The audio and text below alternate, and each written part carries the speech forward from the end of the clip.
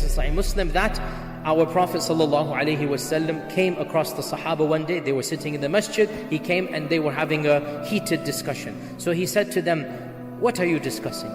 So they said, "We are talking about when Qiyamah will happen. We're talking about making a guess, when will Qiyamah happen?"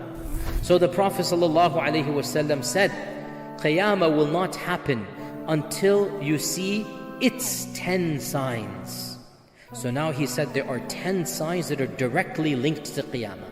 There are 10 that are definitely in a different category. Qiyamah will not happen until you see its 10 signs. Then he mentioned them one by one, and I'm going to quickly list them now, and inshallah later on in our series we'll go over each one of them in a lot of detail. Number one, he said, the dukhan. Dukhan is a dust, smoke, smog, the dukhan.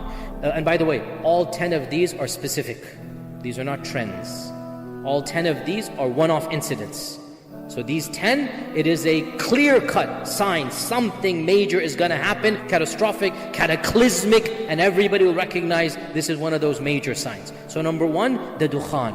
No, and this is not in order, we're going to mention this. This is just 10 that he said, they don't necessarily be in this order. Number two, the Dajjal. And that is a long discussion, we'll talk about that. Number three, the Dabba. And the Dabba is the beast. And he's mentioned in the Quran. Number four, the rising of the sun from the west. So the sun rises in the east, sets in the west. One day it will rise from the west. Number five, Nuzulu Isa ibn Maryam. The coming down of Isa ibn Maryam. Okay, this is a specific incident, and that is not ambiguous at all. Very clear. Number six, Ya'juj and Ma'juj, and the coming of Ya'juj and Ma'juj.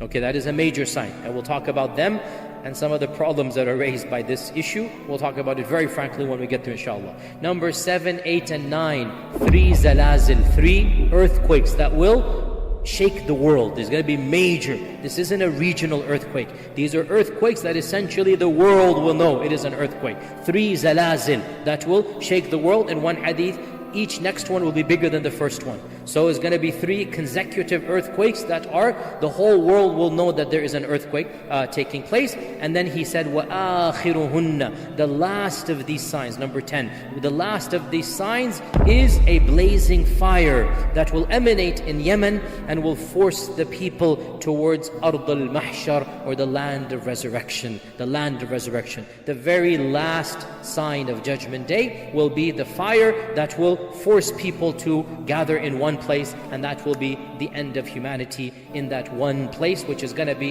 in Bilad al-Sham, as we will come to when we come to it. In another hadith he said, anytime one of these 10 comes, expect the other to come immediately after. So these 10 are like dominoes, one after the other. These 10, when the first one comes, khalas, the rest are going to follow very, very quickly.